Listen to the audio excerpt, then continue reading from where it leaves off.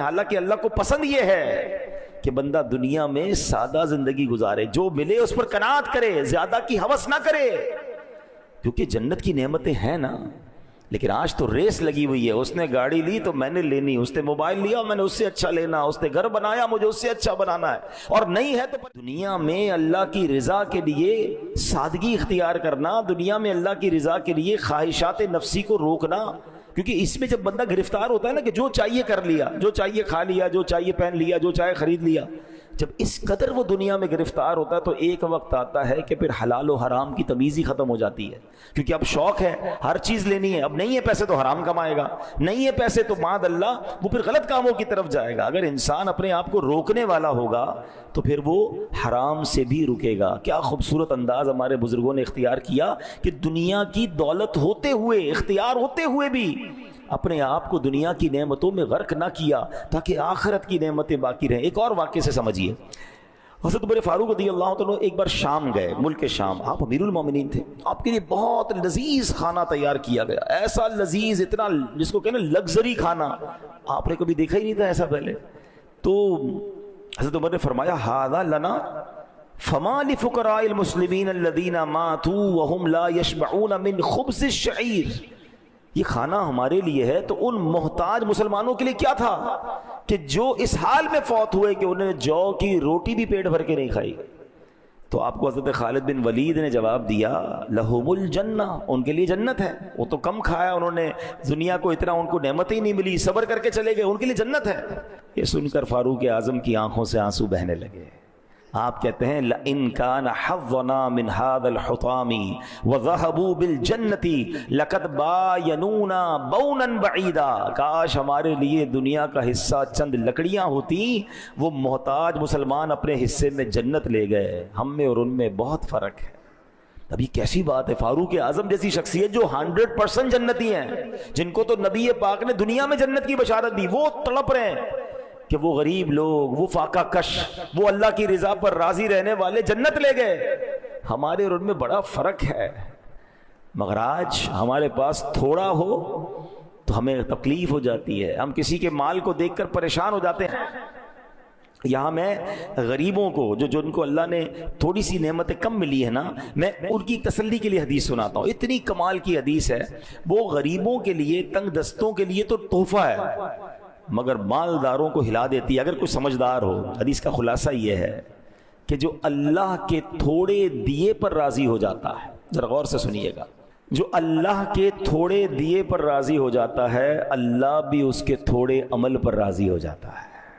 یا اللہ، آپ سمجھے اس کا معنی؟ اگر اللہ نے تھوڑا دیا ہے اور بندہ راضی ہے، اللہ کی رضا پر راضی ہے، قیامت کے دن اگر اس کے عمل تھوڑا ہوا نا، اللہ اس پہ راضی ہو جائے گا۔ یہ سودا مہنگا نہیں ہے، ہم تو ہیں ہی تھوڑے عمل والے، اللہ نے جتنا دیا۔ اچھا، کچھ لوگ ہیں جن کی زندگی غربت میں اور سادگی میں گزر رہی ہے مگر وہ راضی نہیں ہے۔ شرط کیا ہے؟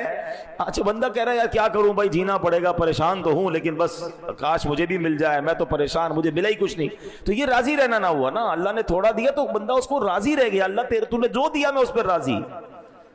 تو جو لوگ غربت میں زندگی گزار رہے ہیں ان کو کرنا یہ کہ راضی رہیں، اللہ نے دیا، اللہ جتنا چاہے گا آگے عطا فرما دے گا، لیکن راضی رہے تو اللہ تھوڑے عمل پر راضی ہو جائے گا۔ اس کا اپوزٹ سمجھیں کہ پھر جس کو زیادہ دیا ہے اور قیامت کے دن اس سے زیادہ عمل مانگ لیا گیا تو اس کا بنے گا کیا؟ تو زیادہ کی خواہش تو لوگ کرتے ہیں مگر کیا اعمال زیادہ ہوتے ہیں؟ بلکہ یہاں تو معاملہ الٹا ہے، غریب آدمی بیچارہ مسجد بھی آ رہا ہوتا ہے، ذکر و اذکار بھی کر رہا ہوتا ہے، کچھ خوف خدا بھی دل میں ہوتا ہے، مگر جیسے ہی مالدار بنا دیا جاتا ہے مسجد سے بھی دور اور برائیوں میں پڑ جاتا ہے۔ تو بعض اوقات تو مال آ کر بندہ رب سے دور ہو جاتا ہے، تو ایسے مال کا کیا کرنا ہے؟ تو اللہ کرے کہ یہ بات سمجھ آ جائے کہ ہمیں اللہ کی رضا کو مقدم رکھنا ہے۔ حضرت مولا علی شیر خدا کی ذرا بات سنیے گا، کیا گہری بات فرماتے ہیں۔ آپ سے سوال ہوا دنیا کے متعلق آپ کیا فرماتے ہیں؟ فرمایا حلالها حساب وحرامها عذاب۔ یہ دنیا کیا ہے؟ کہتے ہیں دنیا کی حرام چیزوں پر عذاب ہے اور حلال نعمتوں کا روز قیامت حساب ہوگا۔ یعنی دونوں صورتوں میں ہم مشکل میں ہے نا، عذاب تو اللہ معاف کرے، اللہ سے ہم دعا کرتے ہیں ہم میں سے کسی کو بھی عذاب نہ ہو، حرام کمانے والے کو تو عذاب ہوگا، مگر ایسا نہیں کہ حلال آپ کو ملا تو اس کا حساب نہیں ہوگا، حساب اس کا بھی ہوگا۔ ذرا تصور کریں کہ قیامت کا دن 50,000 سال کا دن ہو، سب اگلے پچھلے حاضر ہوں، میزان عمل رکھ دیا جائے، سورج گرمی برسا رہا ہو، تانبے کی زمین خوب دہک رہی ہو، اور اس حالت میں اگر حساب دینا پڑا حلال چیزوں کا، حرام پر تو عذاب ہے، مگر تمہیں حلال مال دیا گیا، تمہیں لباس دیا گیا، گھر دیا گیا، اولاد دی گئی، نعمتیں دی گئی، عزت دی گئی، حساب دو، تو ایسی افراتفری میں کیسے حساب دے سکیں گے؟ اب اس بات کو اس طرح سمجھیے، حضرت حاتم اصم رحمت اللہ تعالی علیہ بہت بڑے اللہ کے ولی ہیں، ایک مالدار شخص آپ کے پاس آیا اور آ کر کہا کہ حضور آپ کی دعوت کرنی ہے۔ اللہ والے ویسے بھی دعوت میں جاتے نہیں، آپ اسے انکار کرتے رہے، وہ ضد کرتا رہا، کہتا اچھا ٹھیک ہے، اگر بلا ہی رہے ہو تو میری 3 شرطیں ہیں، ان شرطوں کو مانو گے تو میں نے تمہارے گھر پہ آنا ہے۔ کہتا بس حضرت جو آپ کی شرط ہوگی مانوں گا، آپ میرے گھر آ جائیں۔ شرطیں تو بتائیے۔ فرمایا پہلی شرط یہ ہے جہاں چاہوں گا وہاں بیٹھوں گا، دوسری شرط جو چاہوں گا کھاؤں گا، پھر اس کے بعد جو کہوں گا وہ کرنا پڑے گا، تیسری شرط یہ ہے۔ کہتا حضرت تینوں شرطیں منظور۔ اب جب حضرت نے اوکے کر دیا، ڈیٹ فکس ہو گئی، اس نے پورے شہر میں اعلان کر دیا، بڑے بڑے لوگوں کو بلایا کہ مبارک ہو، میرے گھر پہ حضرت حاتم اصم رحمت اللہ تعالی علیہ آ رہے ہیں، بڑی شاندار دعوت، طرح طرح کے کھانے، زبردست قسم کا اس نے پوری تیاری کر لی۔ لوگ آ گئے، حضرت حاتم اصم رحمت اللہ تعالی کا انتظار۔ آپ جیسے ہی آئے، جہاں جوتے پڑے تھے نا لوگوں کے، وہاں حضرت حاتم اصم بیٹھ گئے۔ کھانے کا ٹائم ہوا، اپنی جھولی سے ایک سوکھی روٹی کا ٹکڑا نکالا اور حضرت حاتم اصم نے وہ ٹکڑا کھانا شروع کر دیا۔ اب بڑا سا چولہا لاؤ اور اس کے اوپر ایک بہت بڑا توا رکھ دو۔ چولہا جلایا گیا، توا رکھ دیا گیا، توا لال ہو گیا، اتنا جلا کہ وہ ریڈ ہو گیا، سرخ۔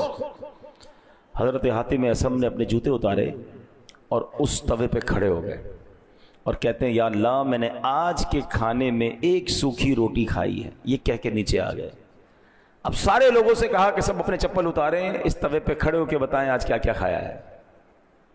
لوگوں کی چیخیں نکل گئی کہ حضرت یہ کیا کہہ رہے ہیں آپ، ہم اس توے پر کیسے پیر رکھ سکتے ہیں، آپ تو کرامت والے بزرگ ہیں، اللہ نے آپ کو مقام دیا ہے، ہم تو اس کے قریب نہیں جا پا رہے، آپ کہہ رہے اس پہ کھڑے اور پھر سارا حساب دیں، کتنی روٹیاں، کتنے سالن، کتنی بوٹیاں، کتنی سویٹ ڈش، کتنے پانی، کتنے شربت، اتنی دیر میں تو جل کے خاک ہو جائیں گے، ہم نہیں کر سکتے۔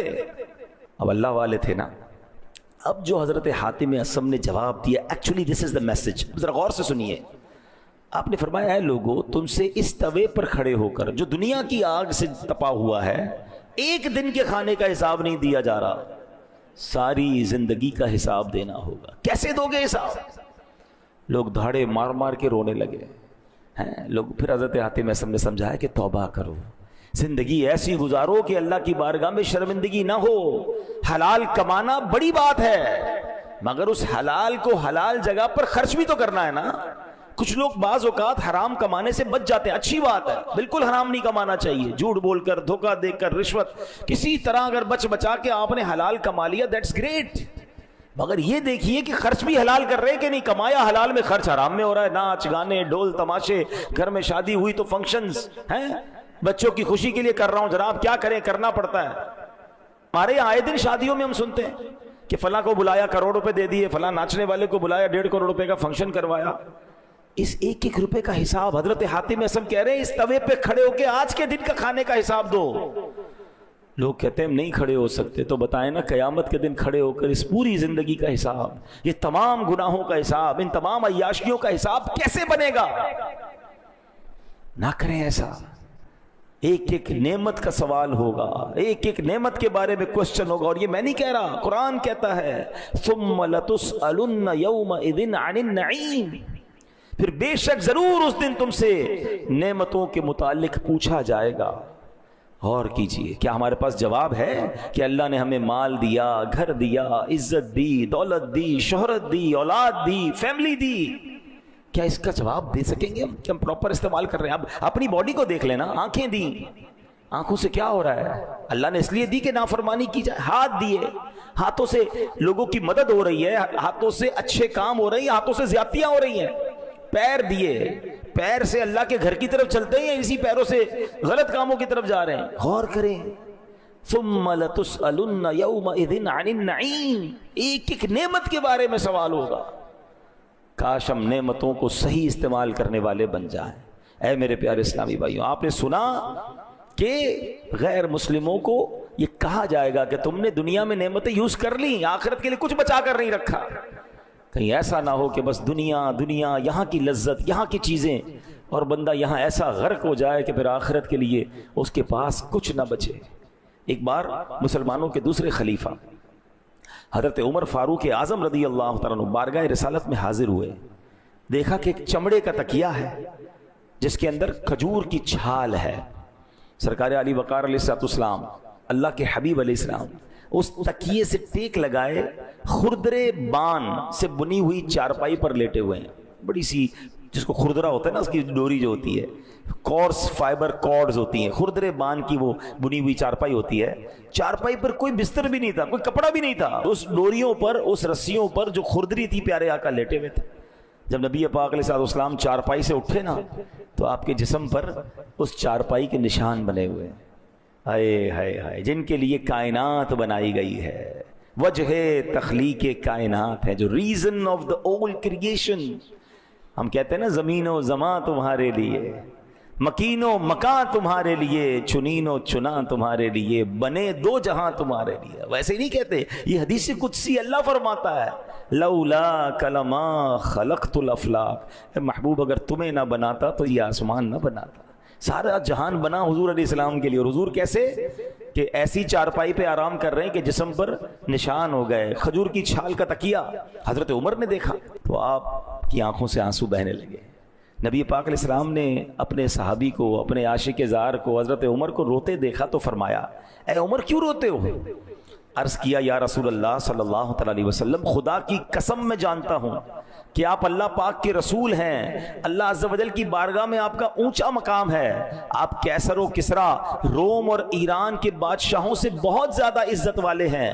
یا رسول اللہ صلی اللہ تعالی علیہ وآلہ وسلم، مجھے رونا اس بات پر آ رہا ہے کہ کیسر و کسرا یعنی دوسرے ملکوں کے بادشاہ جو ایمان والے نہیں، وہ محلات میں رہیں، نرم بستروں پر سوئیں. حضور ان کے لیے بہت کچھ ہے، اور آپ اللہ کے حبیب ہیں، آپ کا مقام و مرتبہ اتنا بڑا ہے، اور آپ ایسی زاہدانہ زندگی بسر کر رہے ہیں. اب غور سے نبی پاک کا جواب سنیں، کاش یہ بات ہمیں سمجھ آ جائے.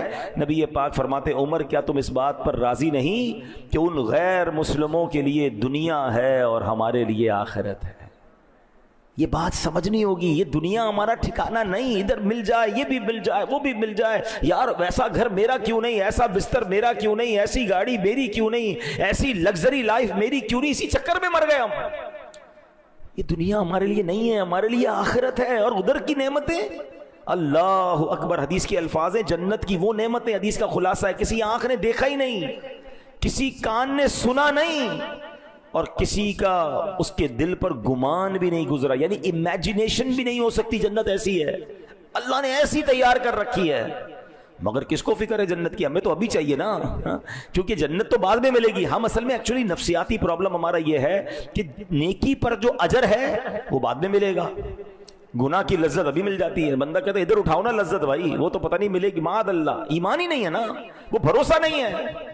جس دن یہ لیول مل گیا آپ کو بھروسے کا، تو پھر دنیا کی لذتوں میں غرق ہونے کو جی نہیں چاہے گا. اور اسی وجہ سے بندہ پھر پہلے لذتوں میں غرق ہوتا ہے. جو ہمیں روکا گیا نا کہ صرف دنیا کی ہوس دل میں نہ ہو. کھانا پینا منع نہیں ہے، لباس منع نہیں ہے، لگژری گھر منع نہیں ہے، لیکن اگر ہر دل میں آنے والی چیز کرنے کا جی چاہے گا نا، تو ایک وقت آئے گا حلال و حرام کی تمیز ختم ہو جائے گی. بندہ ہر وہ چیز چاہے گا جو دل چاہتا ہے. روکنے کی تمنا ہی نہیں ہوگی نا. ہم اپنے بچوں کو نہیں روک پاتے کہ نہیں یار بچہ کہہ رہا ہے دے دو، حالانکہ وہ بعض اوقات غلط ہوتا ہے اس کے لیے، کیونکہ ہم نے نو کہنے کا، اپنے نفس کو منع کرنے کی عادت ہی نہیں رکھی ہے. اور اس کی وجہ سے پہلے حلال لذتوں میں، اور ایک وقت آتا ہے کہ پھر نقصان دہ لذتوں میں، اور ایک وقت آتا ہے پھر حرام لذتوں میں بندہ پڑ جاتا ہے، اور آخرت کی جو نعمتیں ہیں اس سے دور ہو جاتا ہے. نبی پاک کی شان کیا ہے؟ نعت کے اشعار سب کو یاد ہے. سلام اس پر کہ جس نے بے کسوں کی دستگیری کی، سلام اس پر کہ جس نے بادشاہی میں فقیری کی. یہ بات سمجھنی ہے. کچھ لوگ ہوتے غریب فقیر، ان کے ہاتھ میں نہیں ہوتا امیری، مگر میرے آقا وہ ہیں جو بادشاہ ہیں اور بادشاہی میں فقیری کی. اختیار تھا آپ کے پاس. خود فرماتے علیہ الصلوۃ والسلام کہ میں چاہوں تو یہ پہاڑ سونے چاندی کے بن کر میرے ساتھ چلنا شروع ہو جائیں. مگر حال کیا ہے؟ سلام اس پر کہ جس کے گھر میں چاندی تھی نہ سونا تھا. سلام اس پر کہ سادہ بوریا جس کا بچھونا تھا، ہوتے ہوئے بادشاہی میں فقیری کرنا، یہ سرکار دو عالم علیہ السلام کا انداز ہے۔ کاش یہ بات سمجھ آ جائے کہ ہوتے ہوئے بندہ سادہ لائف گزارے، اپنے نفس کو قابو رکھے۔ یار ہر وہ چیز نہیں کر رہی جو دل چاہ رہا ہے، اس کو روکے گا، اللہ آخرت کی نعمتوں میں اضافہ فرما دے گا۔ ہے آپ کو چاہ رہا ہے یار میں نے بہترین خرچ کرنا ہے، تھوڑا کم کر کے کسی غریب کا بھلا کر دیں، اللہ کی راہ میں جمع کرا دیں کہ چلیں یار دین کے راہ پہ خرچ کر رہا ہوں، آخرت میں ملٹیپلائی ہو کر مل جائے گا۔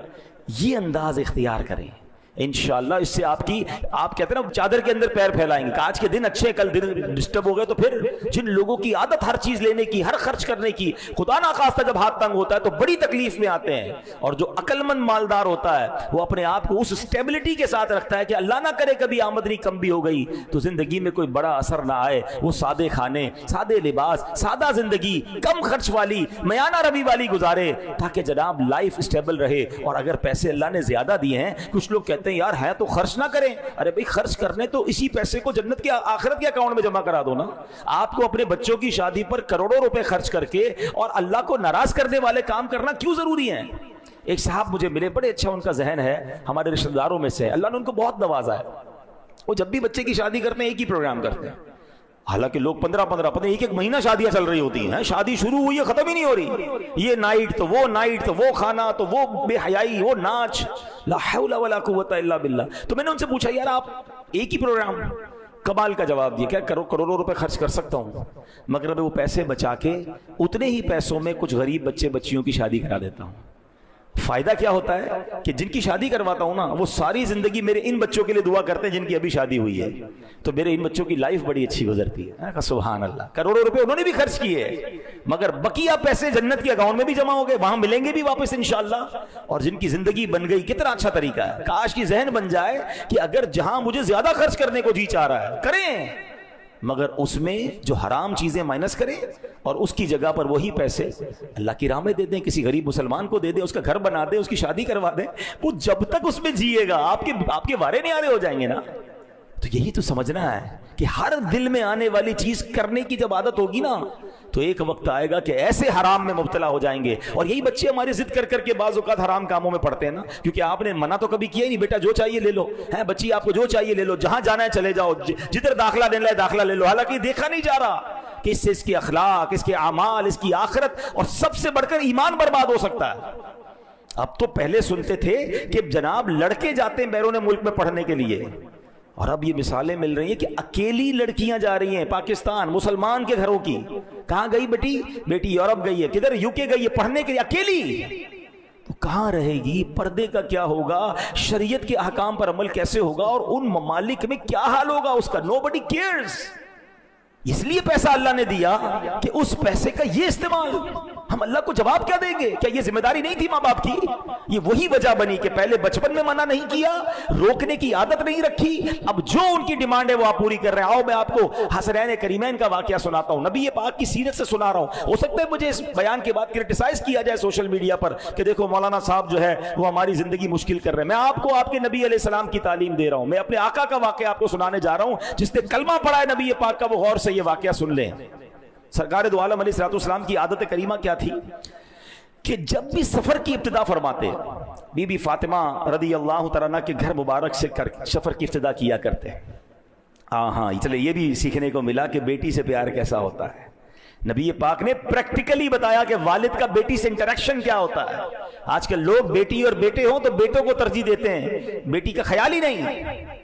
بیٹی کو پیار دیں، عزت دیں۔ نبی پاک جب بھی سفر پر جاتے بی بی فاطمہ کے گھر آتے پہلے، پھر وہاں سے سفر شروع فرماتے، اور سفر سے واپسی پر بھی سبحان اللہ سب سے پہلے خاتون جنت کے گھر تشریف لے جاتے تھے۔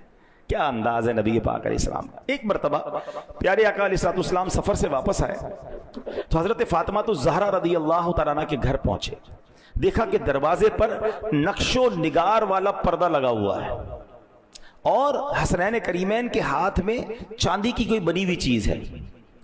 اچھا یہ دونوں چیزیں ناجائز نہیں ہیں، اپنے گھر کے باہر اگر کوئی اچھا والا پردہ لگا لے اور بچے اگر کوئی چاندی کی چیز انہیں دے دی جائے، لیکن نبی پاک کا انداز، پیارے آقا کو پسند کیا ہے؟ اللہ اکبر، پیارے آقا نے یہ دیکھا تو ملے بغیر ہی واپس تشریف لے گئے۔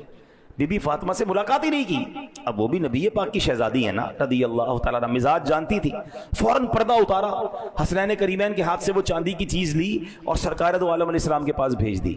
اچھا والدہ تو سمجھ گئی, بچے تو بچے ہوتے ہیں نا, وہ روتے ہوئے نبی پاک کے پاس آ گئے حسنین کریمین, اور نبی پاک سے وہ چاندی والی چیز واپس لینا چاہیے.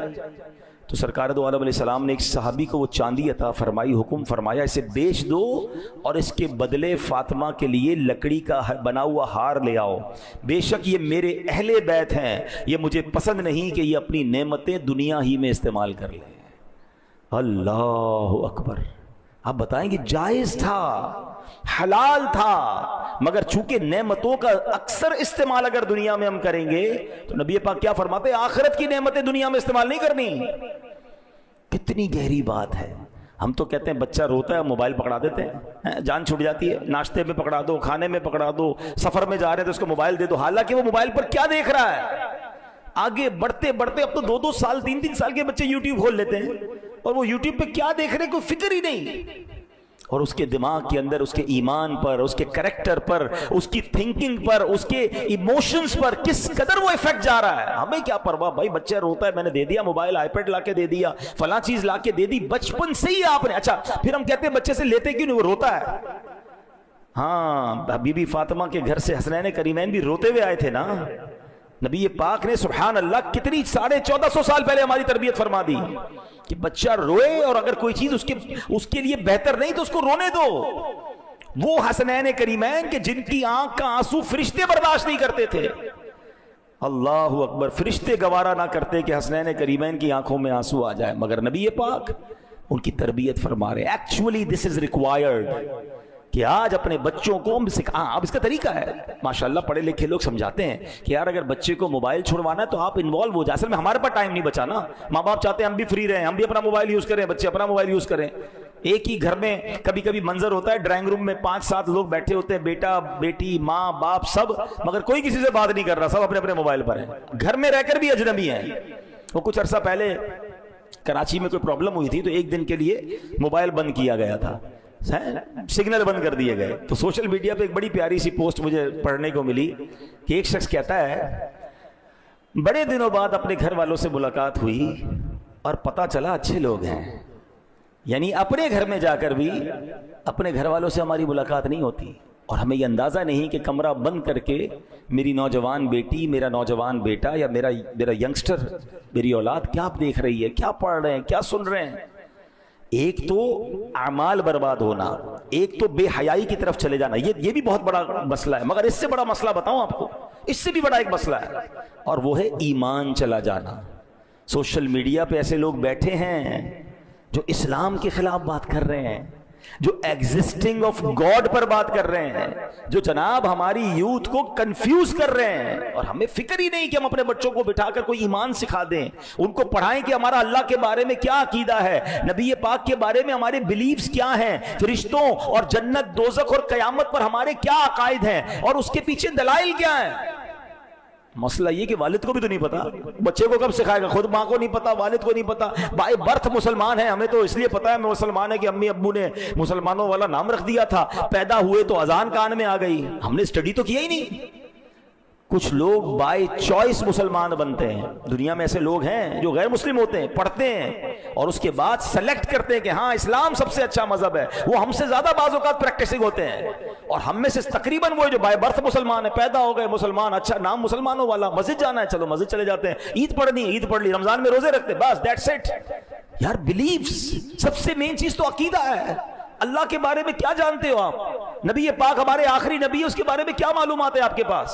اچھا جناب فرشتوں کے بارے میں ہم کیا کہہ سکتے ہیں, کیا نہیں کہہ سکتے, جنت دوزخ قیامت کی بیسکس ہیں قرآن, اس لیے معلوم نہیں نا تو بے حیا, پھر بے باکی ہے, مذاق کر رہا ہوتا ہے, کوئی چٹکلے سنا رہا ہوتا ہے, کوئی کامیڈی کر رہا ہوتا ہے, معاذ اللہ کوئی فلمی گانوں میں کفریہ کلمات ہوتے ہیں, بندہ ایمان سے بھی چلا جاتا ہے, اس کو پتہ ہی نہیں کہ ایمان سے جایا کیسے جاتا ہے. یہ ہمارا حال ہو گیا ہے.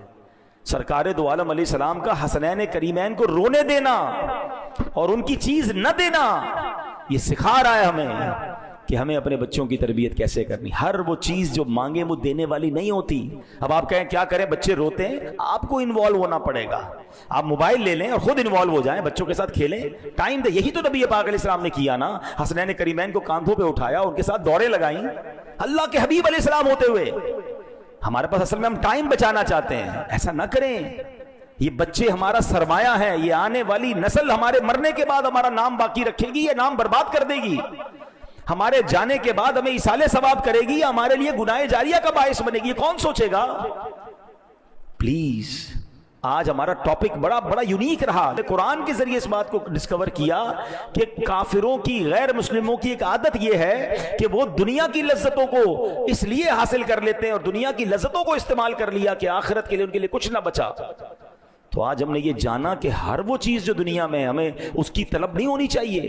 قناعت, اللہ کی رضا پر راضی, اپنی خواہشات پر کنٹرول لے سکتا ہوں مگر پھر بھی نہیں لے رہا, کیونکہ اسی سے پریکٹس ہوگی, اسی سے آپ اپنے آپ کو روک سکیں گے. آج حلال لذتوں سے روکیں گے, کل حرام لذتوں سے روکیں گے. جو چاہا کھا لیا, جو چاہا پہن لیا, جو چاہا کر لیا. یہ وہ عادت ہے جو غیر مسلموں کی ہے. میں اپنی زندگی کا آپ کو ایک واقعہ سناتا ہوں. جنہوں نے دبئی اور یو اے ای کی گرمی دیکھی ہے, عرب ممالک کی, میں ایک بار فل گرمی کے سیزن میں عرب امارات, بہت پرانی بات ہے, میں گیا تو وہاں امیر اہل سنت جو فاؤنڈر آف دعوت اسلامی ہے ان سے میری ملاقات ہوئی. وہ ایک گھر میں تھے. یعنی دبئی میں یا عرب ملکوں میں جون جولائی کی گرمی میں بغیر اے سی کے پاسبل, یعنی نارمل ہے, وہاں اے سی لگژری نہیں ہے, وہاں ایئر کنڈیشن نیسیسری ہے. وہاں مزدوروں کے گھر میں بھی اے سی ہوتا ہے نا, ہر جگہ اے سی ہوتا ہے. تو میں گیا اور روزے, امیر اہل سنت روزے سے تھے اور آپ کے روم میں اے سی نہیں چل رہا تھا اور آرام کرنے کا وقت آیا تو میں حیران ہو گیا. میں نے کہا یہاں پہ اے سی نہیں استعمال کر رہے. کہہ رہے آپ آئیں, آپ کے لیے چلا دیتا ہوں. میری تمنا یہ ہے کہ میں کہیں دنیا کی نعمتیں استعمال کر لوں تو میرے لیے آخرت کی نعمتیں کم نہ ہو جائیں. پسینے سے شرابور تھے. فرماتے تھے کہ میں دن میں 2 بار اپنا کرتا جو ہے نا باہر رکھ کے سکھا لیتا ہوں, پھر اس کے بعد اسی کو پہن لیتا ہوں. اب یہ کیا ہے, یہ جائز ہے, اے سی جائز ہے, مگر یہ جو اللہ والے ہوتے ہیں نا ان کی سوچ ہی ایسی ہوتی ہے کہ ہر نعمت دنیا میں استعمال نہیں کرنی. میں نہیں کہہ رہا آپ کہیں چلے جناب مولوی صاحب نے کہہ دیا اے سی بند کر دو, میں آپ میں سے کسی کو نہیں کہہ رہا, مگر میں سمجھا رہا ہوں کہ ایسے بھی لوگ دنیا میں ہیں. اور میں نے آپ کو مولا علی کا واقعہ سنایا, حضرت عمر کا گوشت دیکھ کر روتے ہوئے واقعہ سنایا کہ وہ گوشت پکا ہوا دیکھ کر روتے تھے کہ کئی لوگ دنیا سے ایسے چلے گئے جن کے پاس ایک جو کی روٹی نہیں ہوتی تھی. تو یہ اللہ والوں کا انداز ہے. لیکن چلیں ہم کم از کم حرام چیزوں سے تو بچیں, ہم صرف دنیا کی سوچ ہی میں تو زندگی نہ گزاریں. ایک آخری حدیث سنا کر اپنی بات ختم کرتا ہوں. اور ہم میں سے بہت سارے ایسے لوگ ہیں جن کی صبح ایسے ہوتی ہے.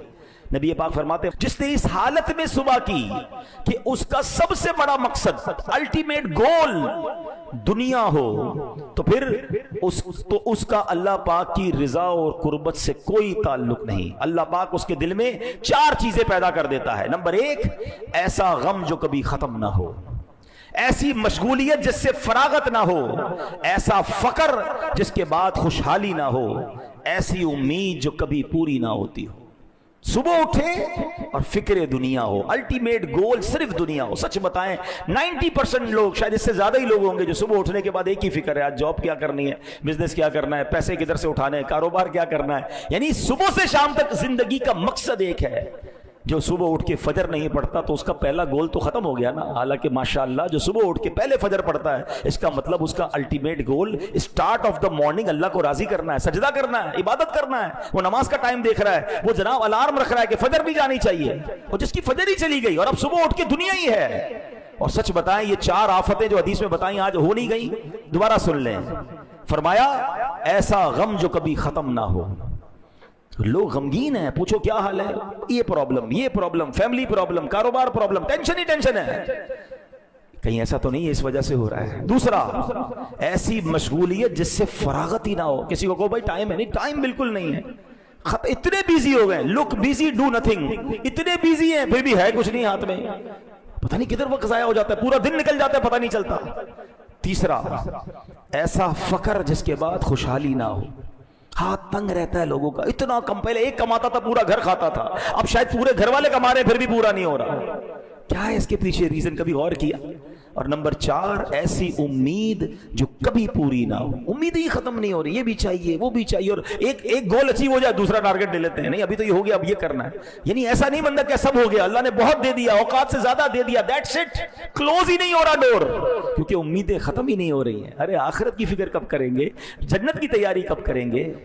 تو صبح اس حال میں جس کی ہوتی ہے کہ اللہ کو راضی کرنا ہے, اللہ اس کی دنیا بہت اچھی کر دیتا ہے. ایسا نہیں کہ جناب وہ فکر نہیں کرتا تو اللہ اس کو رزق دیتا, اللہ اور دیتا ہے.